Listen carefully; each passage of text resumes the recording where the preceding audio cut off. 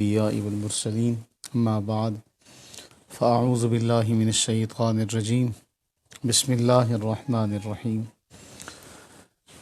لقد من الله على المؤمنين إذ بعث فيهم رسولا صدق الله العلي العظيم۔ عزیزان ذی وقار، سیرت طیبہ کے گلشن سے گلوں کے چننے کا سلسلہ جاری ہے، اور ہم اس سفر میں کل کی نشست میں مدینہ طیبہ کے اندر رسول اللہ صلی اللہ علیہ وسلم کی آمد کے بعد جو معاملات ہوئے تھے ان کے حوالے سے پڑھ چکے ہیں۔ اذان کا معاملہ کل ہم نے پڑھا۔ آج ہم کوشش کریں گے کہ ایک بڑا اہم معاملہ عقد مواخات کی تاریخ کے حوالے سے، اور یہ بات بہت اہم ہے اور ہم سارے اس بات کو جانتے ہیں کہ مواخات یعنی بھائی چارہ، قرآن کریم نے اسے ذکر کیا انما المؤمنون اخوہ، کہ اہل ایمان رشتہ اخوت میں بندھے ہوئے ہیں۔ ہم سارے یہ بات جانتے ہیں کہ جب مہاجرین مکہ معظمہ سے مدینہ طیبہ تشریف لائے تو ان میں سے اکثر خالی ہاتھ تھے، وہ اپنا مال و متاع سب پیچھے چھوڑ آئے تھے، اور یہ بھی ہم جانتے ہیں کہ مکہ کے اندر اکثریت جو تھی وہ تجارت سے منسلک لوگوں کی تھی، اور مدینہ طیبہ کے اندر جو مسلمان تھے جنہیں انصار کے نام سے جانا جاتا ہے وہ کاشتکار تھے۔ اب رسول اللہ صلی اللہ علیہ وآلہ وبارک وسلم نے جو معاملہ ان کے درمیان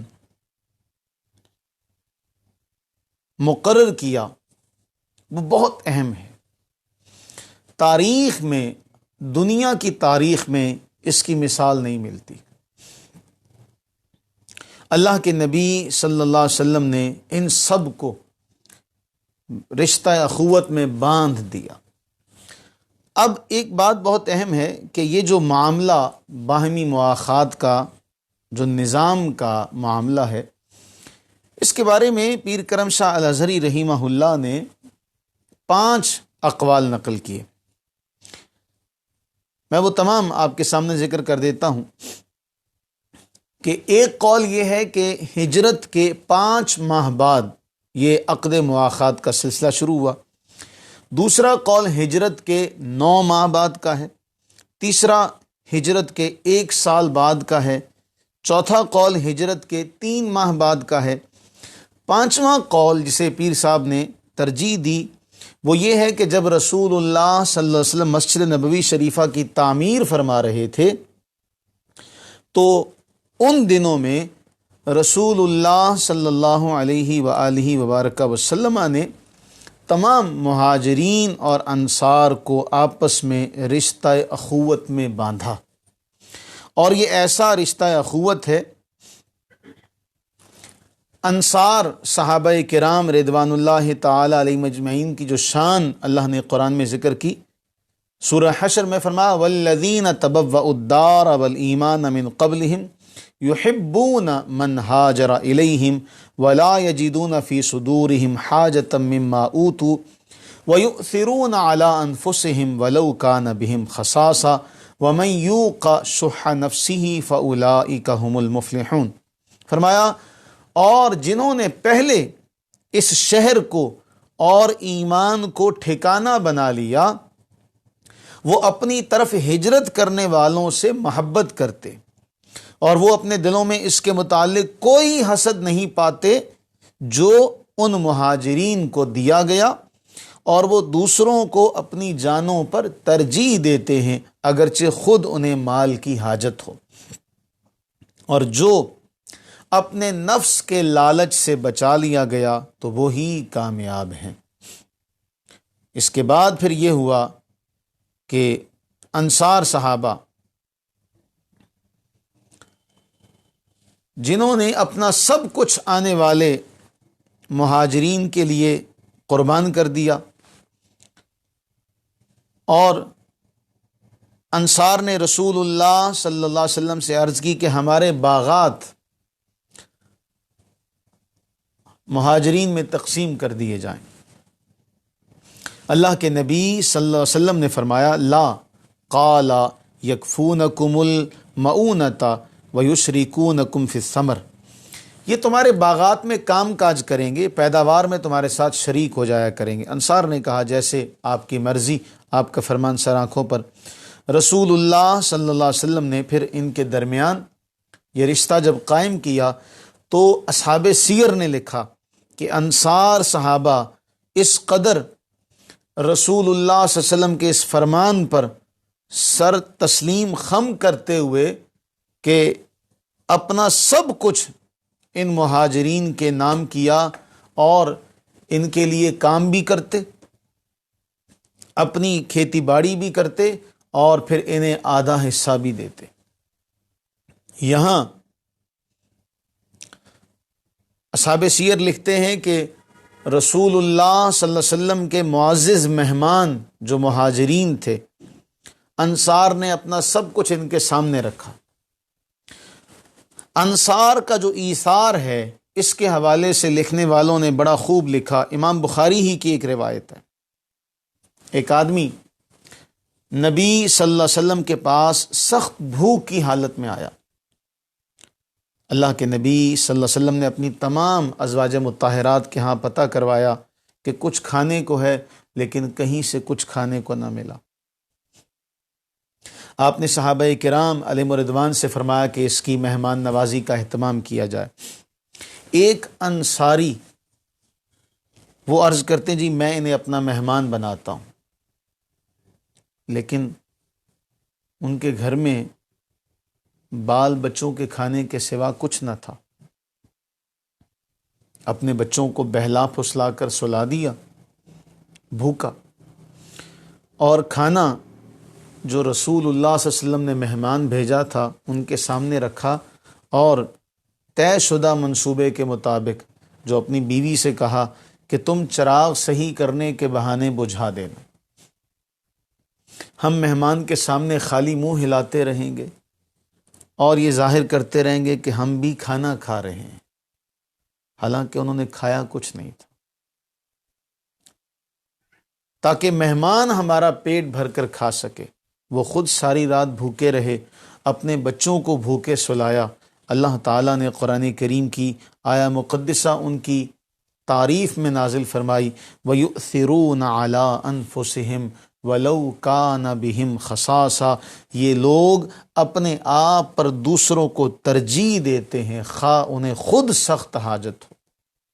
یہ انصار کا معاملہ ہے، یہ انصار کا معاملہ، جنہوں نے اپنا سب کچھ کھول کر ان کے سامنے رکھا، اپنا سب کچھ قربان کر دینا صرف ایک حکم پر۔ اور یہ ذہن میں رہے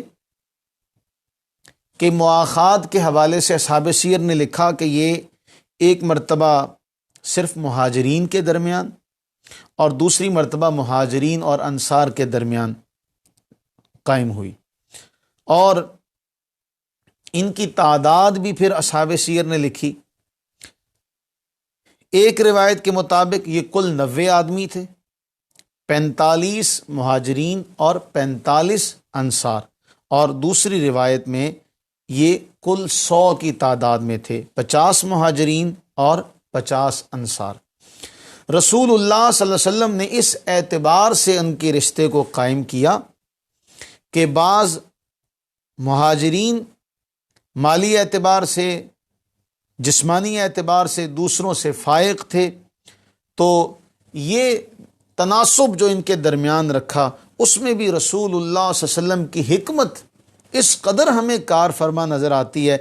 وہ تمام افراد، ان سب کا نام پیر کرم شاہ الازہری رحمہ اللہ نے ضیاء النبی میں لکھا، اور سارا کا سارا افراد کے نام بھی لکھے کہ ان سب کو رسول اللہ صلی اللہ علیہ وسلم نے ایک کیا، اور ان سب کے درمیان جب رشتہ مواخات قائم کیا تو ہر ایک کے مالی اعتبار سے دیکھتے ہوئے، ذہنی اعتبار سے دیکھتے ہوئے، ان کی صلاحیتوں کو دیکھتے ہوئے رشتہ اخوت قائم کیا۔ آج ضرورت ہے مسلمانوں کو اس حوالے سے کام کرنے کی، رسول اللہ صلی اللہ علیہ وسلم کے معاملات کو سمجھنے کی اس حوالے سے ضرورت ہے کہ اللہ کے نبی صلی اللہ علیہ وسلم ہم مسلمانوں نے صرف بطور نبی، بطور رسول، لیکن ہم اسی ایک نظریے پر چلتے رہے اور ہم نے اس کو پھیلانے کی کوشش نہ کی۔ اب اس پر جب کام ہوا تو ایسی ایسی باتیں سامنے آئیں کہ رسول اللہ صلی اللہ علیہ وسلم بحیثیت صرف ایک رسول ہی نہیں، جو رسول بھی ہے تو وہ اللہ کی طرف سے بھیجا ہوا ایک ایسا نمائندہ ہے جس نے یتلو علیہم، جو ان پر آیات کی تلاوت کر کے ان کا تزکیہ کرتا اور انہیں کتاب کی تعلیم کے ساتھ ساتھ حکمت کی تعلیم دیتا۔ تو جو حکمت کی تعلیم رسول اللہ صلی اللہ علیہ وسلم نے دی، آپ اگر ان سارے معاملات پر غور کریں تو آپ کی عقل دنگ رہ جائے گی کہ اللہ کے نبی سرور عالم صلی اللہ علیہ وسلم نے جو رشتہ مواخات قائم کیا اور ہر ایک کو دوسرے کے اعتبار سے تقسیم کیا، پھر آخر میں رسول اللہ صلی اللہ علیہ وآلہ وبارک وسلم جب سب کے درمیان رشتہ قائم کر چکے، سیدنا علی المرتضیٰ رضی اللہ تعالی عنہ شیر خدا حاضر خدمت ہوئے، یا رسول اللہ صلی اللہ علیہ وسلم، آپ نے سب کو ایک دوسرے کا بھائی بنا دیا، مہاجرین کو کسی نہ کسی انصاری کا بھائی بنا دیا، مجھے ابھی تک کسی کا بھائی نہیں بنایا۔ رسول اللہ صلی اللہ علیہ وسلم نے جو جملے ارشاد فرمایا انت اخی فی الدنیا والآخرہ، سبحان اللہ سبحان اللہ، فرمایا تم دنیا اور آخرت میں میرے بھائی ہو۔ حضرت علی رضی اللہ عنہ یوں بھی آپ کے رشتہ دار ہیں، رشتے کے اعتبار سے آپ کے چچا کے بیٹے ہیں، لیکن اس مواخات میں جو شفقت و محبت کی جو دنیا آباد ہے، جو عالم آباد ہے، اس ایک جملے میں انت اخی فی الدنیا والآخرہ، اس جملے کی مٹھاس کو، اس کی حلاوت کو اہل عرفان ہی جان سکتے کہ تم تو میرے دنیا اور آخرت میں بھائی ہو۔ اور آپ اندازہ کیجئے رسول اللہ صلی اللہ علیہ وسلم کی ذات کے حوالے سے، آپ کی اطاعت اور فرما برداری کے حوالے سے، میں جو پہلے بات کر رہا تھا پھر اسے مکمل کرتا چلوں، آپ ان تمام افراد کو دیکھیے تو آپ کی عقل آخر کار یہ کہنے پر آپ مجبور ہو جائیں گے کہ ان کا ان سے بہتر کوئی اور رشتہ نہیں ہو سکتا تھا۔ جن کو رسول اللہ صلی اللہ علیہ وسلم نے ان کے درمیان رشتہ اخوت قائم کیا، آپ ان سب کے فہرست دیکھیے اور پھر آپ یہ فیصلہ کریں گے کہ آپ جیسا حکیم، آپ جیسا حکمت بھرا کام دوسرا کائنات میں کوئی نہیں کر سکتا۔ ظاہر سی بات ہے، جو حکمت سکھانے آیا ہے خود کتنا بڑا حکیم ہوگا کہ اس کے سارے معاملات سراپا حکمت پر مشتمل تھے۔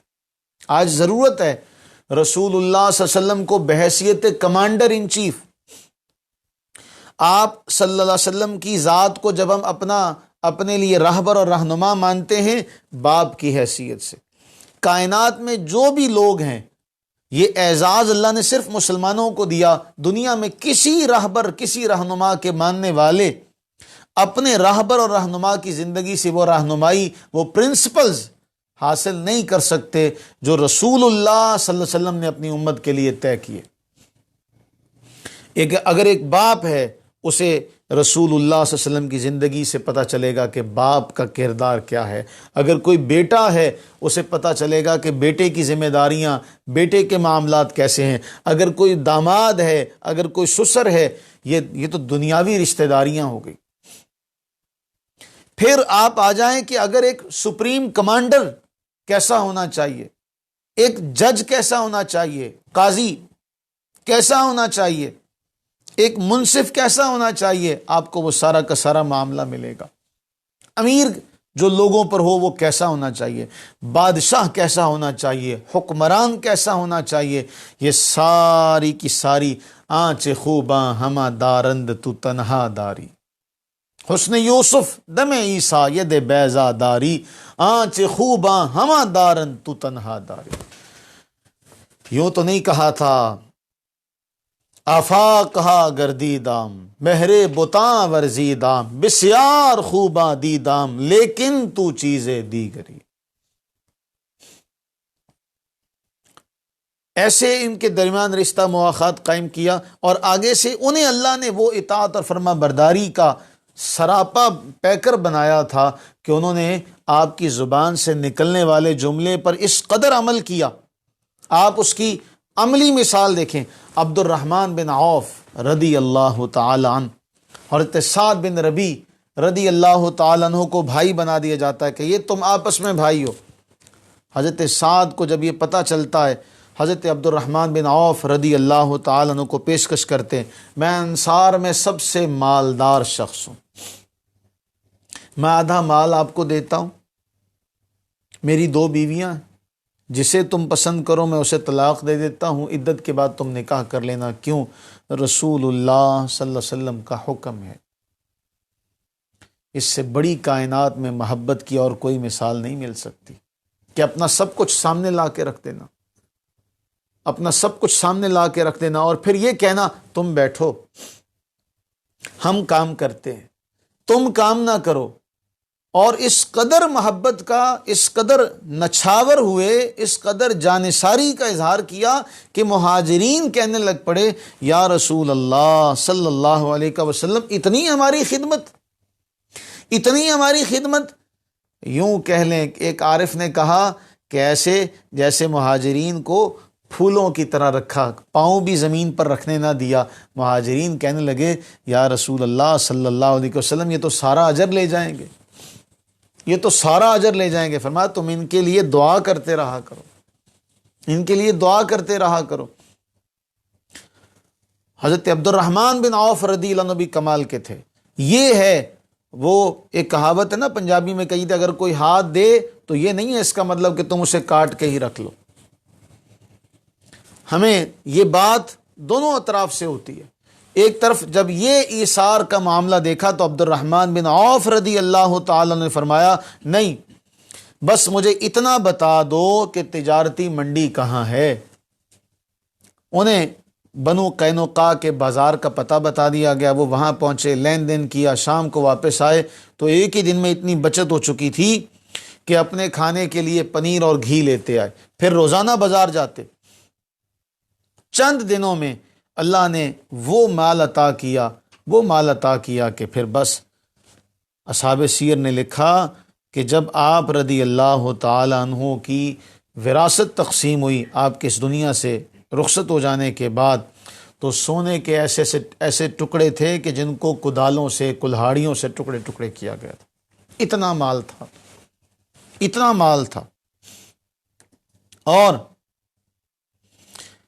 یہ نہ کوئی سمجھے کہ جب ان کے پاس مال آ گیا، جب ان کے پاس مال آ گیا تو پھر یہ دین سے تھوڑا سا دور ہو گئے۔ آج ہمارے ہاں ایسا ہوتا ہے، آج ہمارے ہاں ایسا ہوتا ہے کہ لوگ آپ دیکھیں گے بازاروں میں جاتے ہوئے کہ ان کا ظاہر کچھ اور ہے، ان کا باطن کچھ اور ہے۔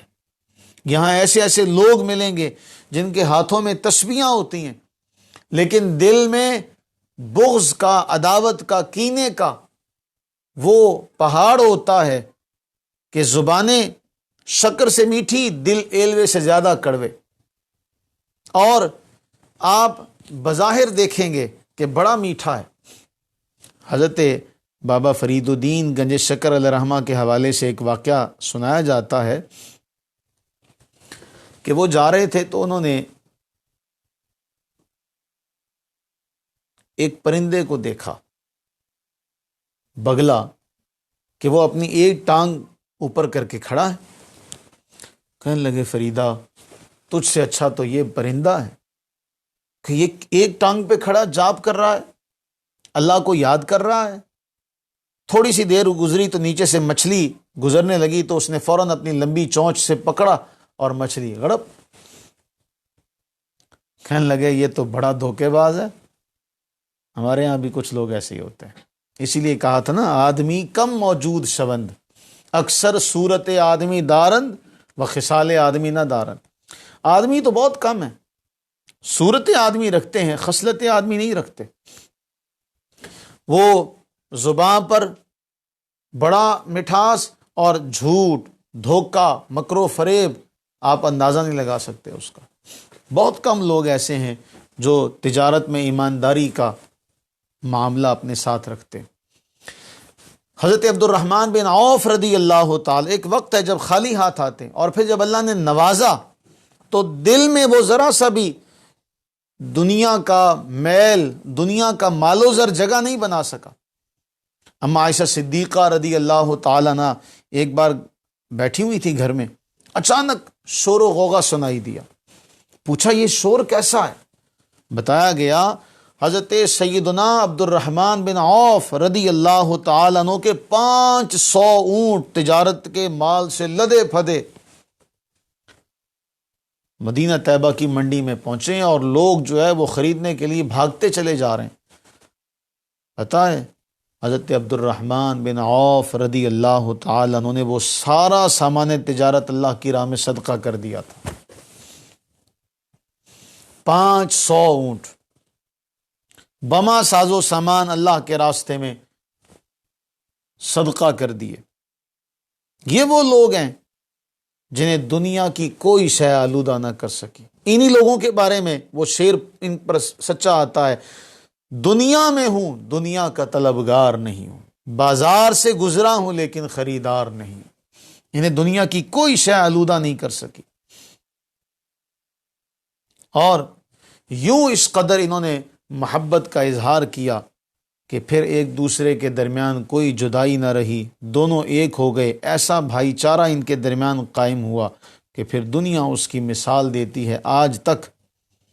آج تک وہ مثال اس کی نہیں ملتی۔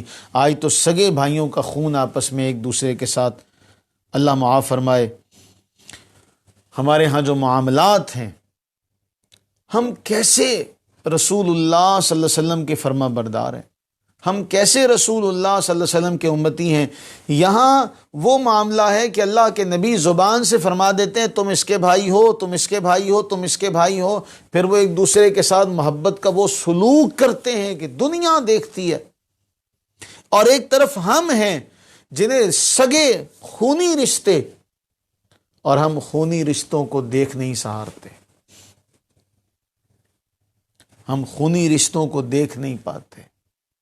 آج ہمارے درمیان دوریاں ہیں، اس قدر دوریاں ہیں، نفرتوں کی دیواریں بہت بلند ہو چکی ہیں، نفرتوں کی دیواریں بہت بلند ہو چکی ہیں۔ ہمارا بھائی اگر وہ کھا پی رہا ہے تو کیوں کھا پی رہا ہے؟ اگر ہمارے بھائی کا معاملہ اچھا ہو گیا تو کیوں اچھا ہو گیا؟ اگر ہمارے بھائی کے بچے اچھی جگہ لگ گئے ہیں، کاروبار اچھا ہے، ان کا پہناوا اچھا ہے، ہمیں وہ برداشت نہیں ہوتا۔ اگر ہماری کوئی بہن اچھے گھر چلی گئی ہے، ہمیں وہ برداشت نہیں ہوتا۔ ہم دیکھ نہیں پاتے، ہضم نہیں کر پاتے۔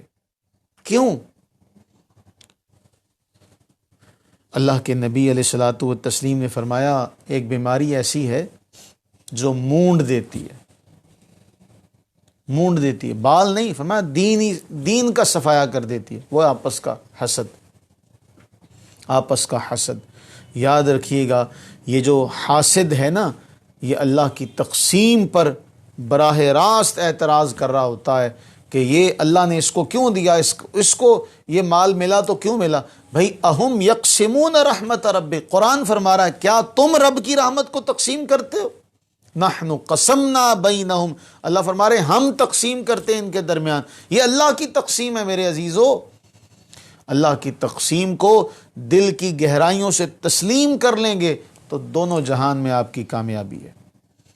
ہم رشتہ مواخات کے حوالے سے اللہ سے یہ دعا کرتے ہیں کہ باری تعالی ہمارے درمیان بھی، ہم اہل ایمان کے درمیان بھی اسی طرح کی محبتیں قائم فرما، اور کاش کہ ہم اس فلسفے کو سمجھ سکیں، کاش کہ ہم اس فلسفے کو سمجھ سکیں۔ میرے عزیزو، باجماعت نماز، جمعے کی نماز، یہ بہت بڑا فلسفہ ہے، حکمت کا مجموعہ ہے اس بات کو سمجھنے کے لیے کہ اللہ تعالیٰ نے باجماعت نماز کیوں ہم پر عائد کی، کیوں ہمیں جمعے کے اجتماع میں سب کو شرکت کرنے کی دعوت دی، اس لیے کہ یہ اجتماع قائم رہے۔